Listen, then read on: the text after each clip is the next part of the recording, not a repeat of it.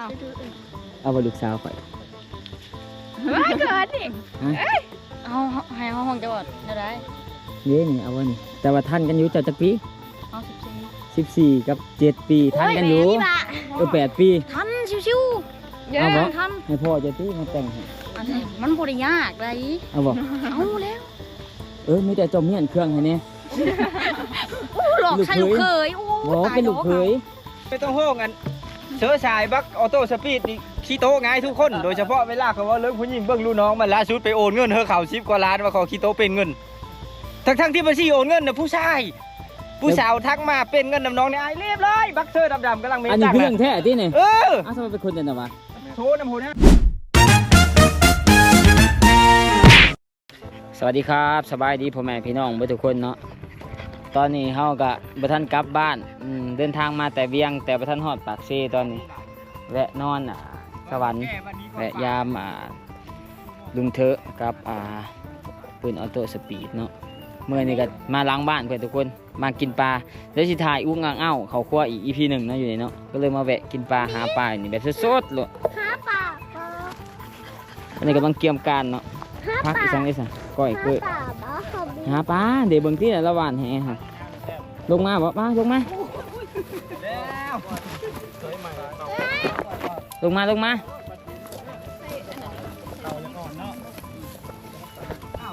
โอ้ยหาแล้วหาปลามาเบิ่งหาปลานี่เบ๊ะลงมามึงอย่าลงมาอีกเดี๋ยวตายที่น้ำอีกอยากลงมาได้ฮะตัวนี้ก็มานะทุกคนเนาะเบิ่งที่ผู้ ได้ยังอาจารย์เท่านี้แล้ว นี่เป็นป้ายข้างไว้นี่ปลาเกาะ ปลาฉลามนี่เด้นี่ บางหาเลยมีกล้าลงน้ำเลยเจออูคมบักเจอขาวๆนะ ปลากินหญ้าที่นี่ปลากินหญ้าปลานิลนะทุกคน ยานมันเห็นกูว่านแห่เตะมันก็ยานมันก็ประมาณนั้นเนาะบ้าวานแห่ได้หลายเติบได้ใช้สูตรกับบุสูแกเอานี่ไว้ ฮะ ได้ด่า ลงไปได้มันมีไม้ได้เจ้าถ่าเบะลงไหมเบะหมักนี่เลยได้กับน้องนี่แต่ลอยน้ำบ่เป็นไหนแต่ว่าหมักลิ้นเบะคือแม่นไปพ่อหรือเปล่าพ่อ แม่เธอ ได้ นี่ เล ก็ ยนี่ เอาเนาะมานี่ก็นำอยู่น้อยหนึ่งได้เอาข้างจู้เชื่อก็เอา อยากลงใจมันอยากลงแต่อันนั้นบ่ได้ นี่มาก็มา เอาลงมือนะ เดี๋ยวเขาสิไปจะอยู่นี่แหละบึงละบ้านนี่บึงละแก่นี่มาลงยังไงก็ได้ไหมโอ้มันเลิกหน้าด้านนี่ วันนี้เราไปแก้ให้ก่อนแฟนพุ่น แม่มาเนี่ยมาดูทุกคนหาปลาธรรมชาติเลยหนุดกัดบ่ตอนนี้ก็กำลังเกี่ยมนะทุกคนเนาะเป็นเจ้าของรายการเลยแต่ว่าเฮ็ดอีสังบ่เป็นพออย่างเป็นอยู่ครัวปลานี่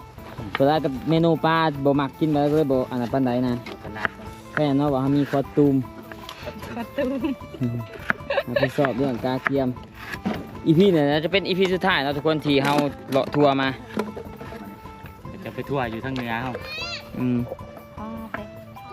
อ๋อไปหักคอไปยังสิว่าเฮาอยู่ซื่อเขามาหักคอเฮาสิมักบ่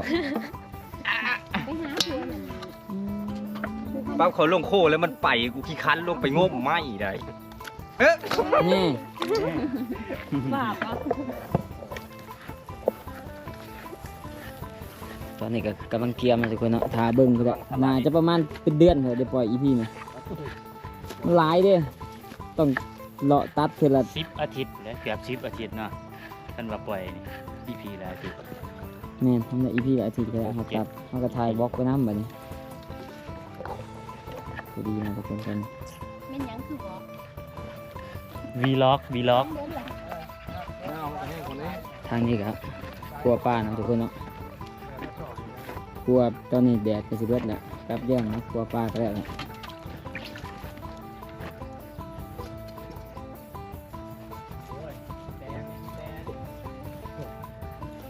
ป้ากินหญ้าไปในบางทีทุกคนผมก็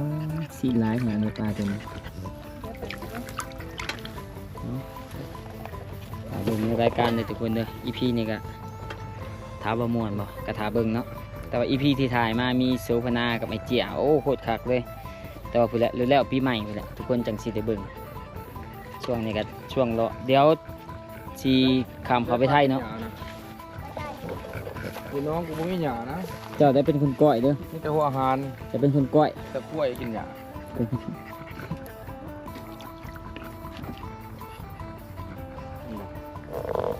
อันนี้บรรยากาศเอาใส่จนเบิดนี่เลยก็ขั้นจนแบบ เปลืองลังเนาะ ขั้นจนเป็นแบบอันนั้นนะเครื่องซีนมันนี่มันซุกมันมาเนี่ย อีพีนี้ไม่เข้ามีสิย้างซอยไปซอยมาคือตอนวักนี้ไปสัมภาษณ์โชว์คณะ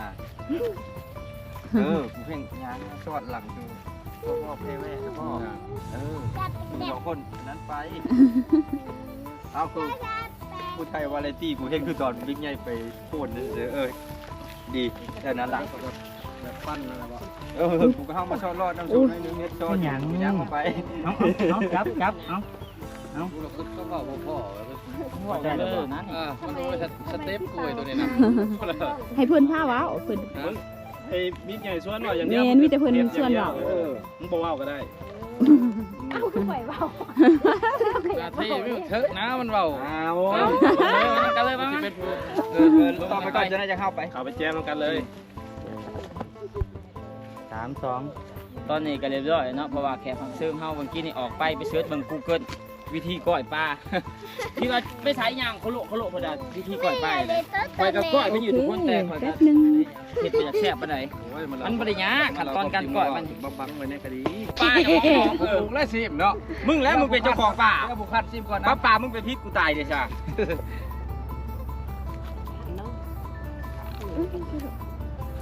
เหรอวะ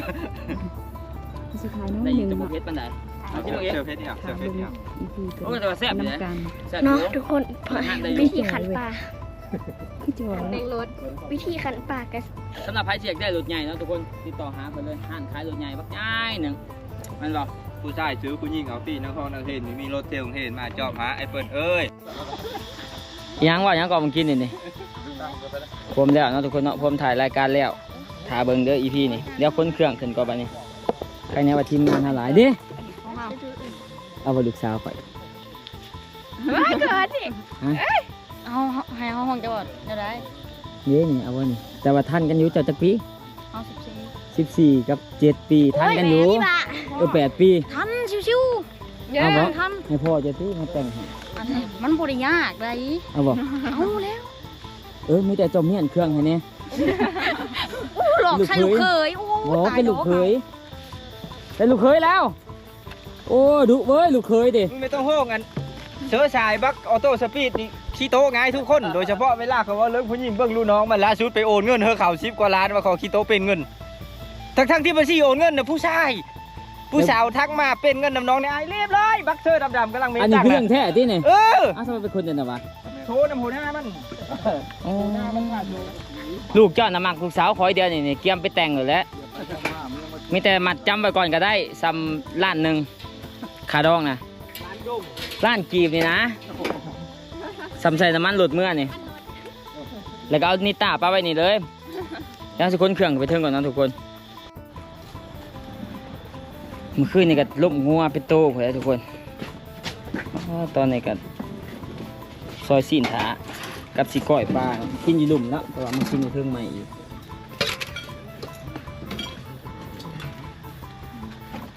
โอ้ยนิต้าโอเคป้าวันก็จะ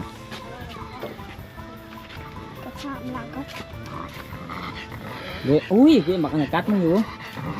เด้หนามันกู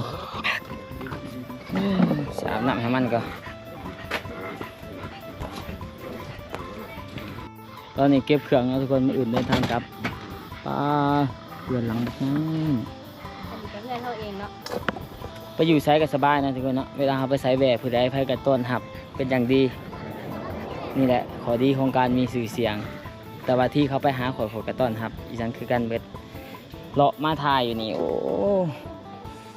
เป็นเดือนแรกเนาะที่ลงทุนหลายลงทุนไปเบิดเกือบ 2,000 ดอลลาร์เลาะถ่ายรายการกับแต่ละคนแล้วก็มาเบิ่งผลหับมันเดือนหนาเนาะว่าเขาสิได้กำไรเท่าใดได้สิมาแจ้งทุกคนเนาะคันเฮาบ่ลงทุนเนี่ยก็คลิปมันก็บ่ม่วนมันสิจำเจอยู่บนเก่าไปไหน บริเมื่อนะผู้ไปผู้จะเอาหนังบ๊ายบายเด้อทุกคนคลิปนี้ก็จบเพียงเท่านี้เจอกันคลิปหน้าโอเคถ้าเบิ่ง EP นะเด้อตอนนี้เขาก็มาหอนหองกันเนาะทุกคนเนาะหลังจากถ่ายรายการอีสังเว้าเมื่อนี้สิมาอธิบายสู่ทุกคนฟังเด้อหลายคนก็โอ้บิ๊กใหญ่คอยติดตามเจ้า5-6 ปีแล้วคลิปเจ้าก็ถ่ายไม่แต่แบบเก่าแนวเดิมแนวเก่าแสดงว่าผู้นั้นบ่ได้ติดตามเขามาโดยแล้วคือตะกี้เขาจะเฮ็ดคอนเทนต์เกี่ยวกับเขาป่าแบกคือเขาป่าเห็นหลายคนก็บิ๊กใหญ่คือบ่กลับไปเฮ็ดแบบเก่าอันนี้เขาสิบอกด้วยสาเหตุเป็นหยังข่อยคือบ่กลับไปถ่ายคลิปแบกคือแบบเก่า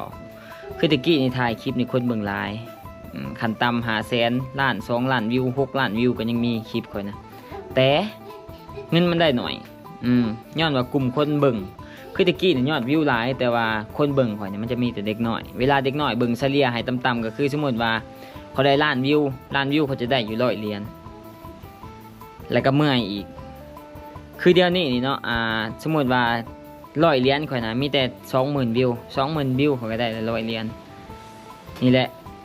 ข่อยก็เลยตัดสินใจว่าถ่ายชีวิตประจำวันแบบนี้ง่ายๆซะแล้วก็ถึงว่าคนสิเบิ่งบ่หลายก็สร้างมันแต่ว่าเฮาก็ยังได้เงินหลายแต่ว่าตัวนั้นนะ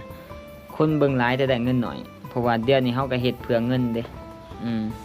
เพื่อเงินแล้วก็นี่แหละทุกคนกลุ่มคนที่ติดตามข่อยเขาก็ใหญ่ขึ้นแล้วนะมีแต่ผู้ใหญ่นั้นบ่มีเด็กน้อยคือแต่กี้ล่ะเพราะว่าภาระมันก็หลายอย่างเฮาก็ต้องเอาเรื่องเงินมาก่อนเนาะแล้วก็นี่แหละข่อยก็อยากให้มันจำเจปานใดทุกคนเดี๋ยวต่อไปเนาะถ้าเบิ่งรายการอยู่ในช่องข่อยมันจะแบบหลากหลายกว่าเก่าคือตอนนี้ข่อยก็เลาะถ่ายคลิปกับแต่ละคนเลยลงทุนไปในการเลาะครั้งนี้ก็เบิดอยู่ประมาณ40 ล้านหรือ 2,000 ประมาณ 2,000 ดอลลาร์เลาะใส่น้ำมันแล้วก็ไปถ่ายคลิปกับแต่ละคนเดี๋ยวนี้ข่อยถ่ายมาแล้ว10 EP มีแต่แบบ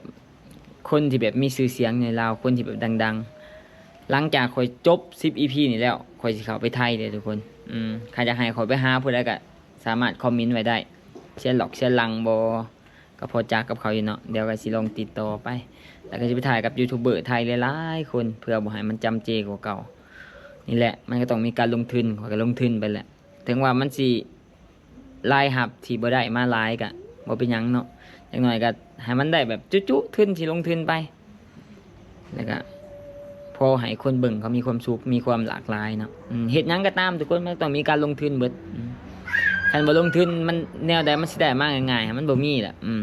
คือถ่ายคลิปอยู่เฮือนนี่ก็ลงทุนซื้อแนวออกลงตลาดซื้อนั่นซื้อนี่มาเฮ็ดคลิปก็ลงทุนคือกันแต่มันสิลงทุนหน่อยคือข่อยบัดนี้ไปถ่ายแบบเลาะถ่ายหลายบอลนี่ก็ลงทุนหลายนี่แหละเฮ็ดหยังมันต้องมีการลงทุนทุกคนมันต้องมีความเสี่ยงบ่ว่าจะเปิดธุรกิจเฮ็ดค้าขายอีสังก็ตามนะมันก็ต้องมีลงทุนเบิดถ่ายคลิปก็มีลงทุนเบิดเนาะอันนี้อธิบายให้ฟังเดี๋ยวมื้ออื่นเฮาก็กลับปากเซ่เนาะทุกคนเนาะมื้อนี้ก็แวะถ่ายคลิปนั่นแหละปกติก็ฮอดปากเซ่ทุกคนแหละคลิปนี้ก็สิจบเด้อทุกคนบ๊ายบายเด้อขอบใจที่เบิ่งคลิปนี้จนจบเนาะถ้าเบิ่งบิ๊กใหญ่ในเวอร์ชันใหม่ในรายการข่อยอุกอังเอ้าเข้าครัวฝากทุกคนติดตามให้ทุกคนเสิร์ชเข้าไปอุกอังเอ้าเข้าครัวจะเห็นรายการของข่อยเนาะตอนนี้ก็ประมาณ5 EP แล้วเดี๋ยวต่อไปนี่ก็มีโซฟนามี